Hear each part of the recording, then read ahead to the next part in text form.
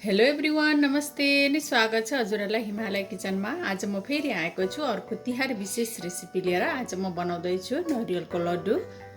यसको लागि मैले यहाँ प्यानमा एक ठुलो चम्चा घिउलाई राखेको छु। यसलाई हल्का केही बेर तात्न दिउँ। ल अब घिउ हल्का तातेपछि मैले यसमा राखेँ 2 कप कोरेको नरिवल। यो कोरेको नरिवल आफूसँग नहुँदा चाहिँ नरिवललाई आफूले कोरेर पनि यसलाई बनाउन सकिन्छ। र अब 5 मिनट जति यसलाई यतिकै फ्राई गरौँ। ल अब 5 मिनट जति यसलाई फ्राई गरेपछि यसमा मैले राखेँ 1 कप दुध। र अब दुध राखेर पनि यसलाई त्यसै गरी केही बेर पकाउनु पर्छ। यसलाई चलाइराख्नु पर्छ, चलाउनु छोड्नु हुँदैन, फेरि डढ्छ।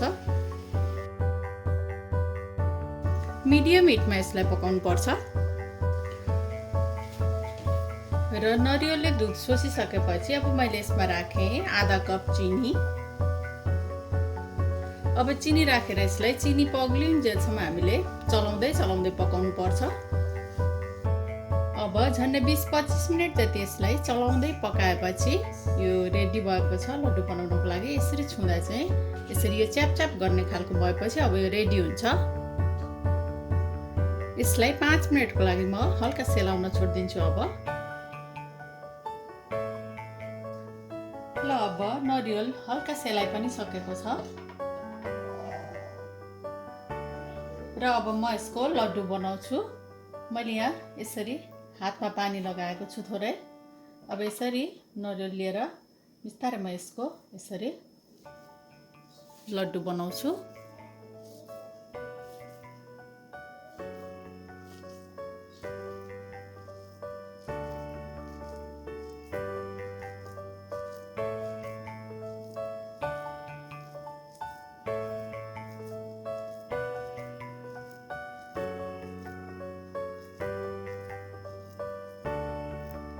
र यसरी लड्डु बनाएपछि मैले यहाँ धुलो नरिवल पाउडरलाई लिएको छु। अब त्यसमा म राखेर यसलाई हल्का यसरी गरिदिन्छु, लगाइदिन्छु।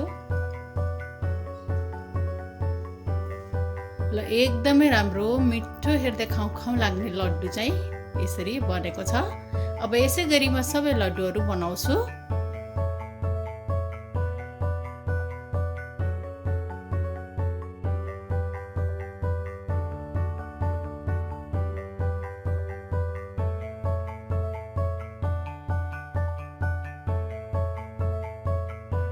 ल एकदमै मिठो नरिवलको लड्डु अब बनेर खानको लागि रेडी भएको छ।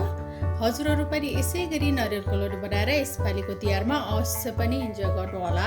हस्ता यो छिटो अनि सजिलैसँग तयार हुने मिठो नरिवलको लड्डुको रेसिपी हजुरहरूलाई राम्रो लाग्यो भने हाम्रो भिडियोलाई लाइक, कमेन्ट, सेयर गरिदिनु होला।